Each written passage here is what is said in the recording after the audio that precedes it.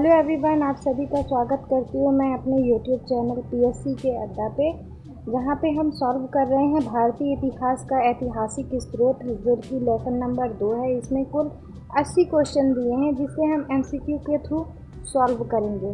तो चलिए हम अपना क्वेश्चन सॉल्व करते हैं। और इसमें मैं जैसे क्वेश्चन पढ़ूंगी और उसमें तुरंत ही आंसर लगाऊंगी, ताकि आप जब एग्ज़ाम के पहले रिवाइज करने आओ तो ये क्विक रिवीजन के तौर पर आपको ये वीडियो काम आए आपके। ठीक है, चलिए स्टार्ट करते हैं। बीते हुए युगों की घटनाओं के संबंध में जानकारी देने वाले स्रोत को कहा जाता है। तो क्या कहा जाता है? ऐतिहासिक स्रोत। ठीक है, आंसर हो गया हमारा ए। ठीक, निम्नलिखित में से कौन सा कथन सही है? तो इसमें सही कथन बताना है। तो इसमें सही कथन है, साहित्यिक स्रोत की तुलना में पुरातात्विक स्रोत अधिक प्रामाणिक होते हैं। ठीक है, तो चलिए नेक्स्ट क्वेश्चन देखते हैं। किस वेद में प्राचीन वैद युग की संस्कृति के बारे में सूचना दी गई है? तो किस वेद में दी गई है? ये दी गई है ऋग्वेद में।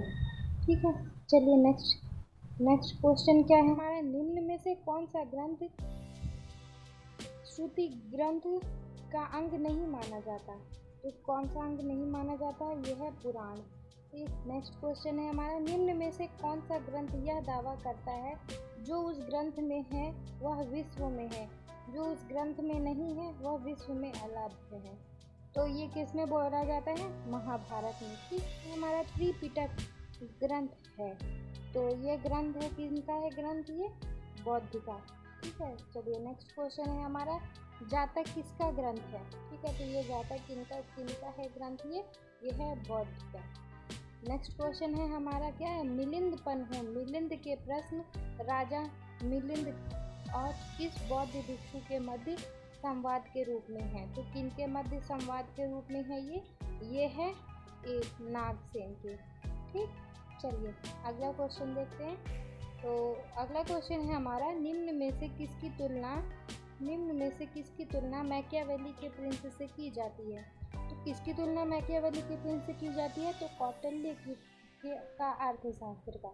ठीक, ऑप्शन नंबर बी हमारा आंसर है। चलिए अगला क्वेश्चन क्या है हमारा, कौटिल्य के अर्थशास्त्र में किस पहलू पर प्रकाश डाला गया है? तो किस पहलू पर प्रकाश डाला गया है इसमें राजनीतिक नीति का। ठीक है, चलिए अगला क्वेश्चन देखते हैं। क्वेश्चन नंबर 11 की पुस्तक का नाम क्या है? तो इनकी पुस्तक का क्या नाम है? इनकी पुस्तक का नाम है रासतरंगिणी।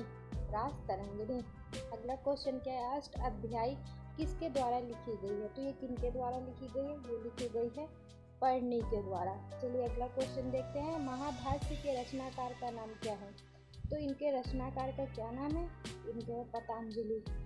चलिए अगला क्वेश्चन देखते हैं कि क्वेश्चन है हमारा, नेक्स्ट क्वेश्चन देखते हैं हम, कालिदास द्वारा रचित मालविका अग्निमित्रम के नाटक का नायक कौन था? ठीक है, नाटक का नायक कौन था? तो ये थे अग्निमित्र। ठीक है, चलिए किसके द्वारा लिखी गई है? तो हर्षचरिता किसके द्वारा लिखी गई? ये लिखी गई है बाणभट्ट के द्वारा। ठीक है, चलिए अगला क्वेश्चन देखते हैं कि विक्रमाचरिता, ठीक है, तो के रचनाकार का नाम बताओ। नाम है। ठीक है, तो ये विक्रमचरिता की इनके द्वारा लिखी गई है। ये लिखी गई है बल्लभ के द्वारा। ठीक है, चलिए अगला क्वेश्चन देखते हैं, चंद्रबरदाई द्वारा रचित ग्रंथ का नाम है? तो इनके द्वारा रचित है तो पृथ्वीराज रासो। ठीक है, ऑप्शन नंबर ए। चलिए अगला क्वेश्चन देखते हैं हम, क्या है हमारा? अगला क्वेश्चन है 18, निम्न में से कौन सिकंदर के साथ भारत आने वाला इतिहासकार नहीं था? तो कौन इतिहासकार नहीं आए थे इनके साथ? तो ये थे हेरोडोटस। चलिए अगला क्वेश्चन क्या है, निम्न में से किस विदेशी यात्रियों ने भारत का दौरा सबसे पहले किया था? तो सबसे पहले कि इसने करा था? ये करा था किसने? ये करा था मेगास्थनीज ने। ठीक है, मेगास्थनीज ने करा था। अगला क्वेश्चन हमारा 20 क्या दिया है, मेगास्थनीज के पुस्तक का नाम क्या है? इनके पुस्तक का नाम क्या है? इनके पुस्तक का नाम है इंडिका। ठीक है, चलिए नेक्स्ट क्वेश्चन देखते हैं हमारा क्या है कि जियोग्राफी ग्राफिया की रचना किसने की है? तो इनकी रचना किसने की है? ये की है किसने? स्ट्रॉम्बो ने, ठीक है ना, स्ट्रॉम्बो ने। चलिए अगला क्वेश्चन देखते हैं। क्या प्लानी की पुस्तक का नाम?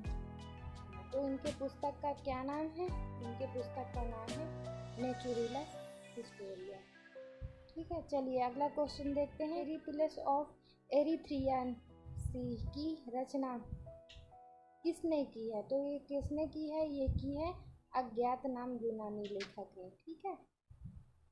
चलिए नेक्स्ट क्वेश्चन देखते हैं हम अपना।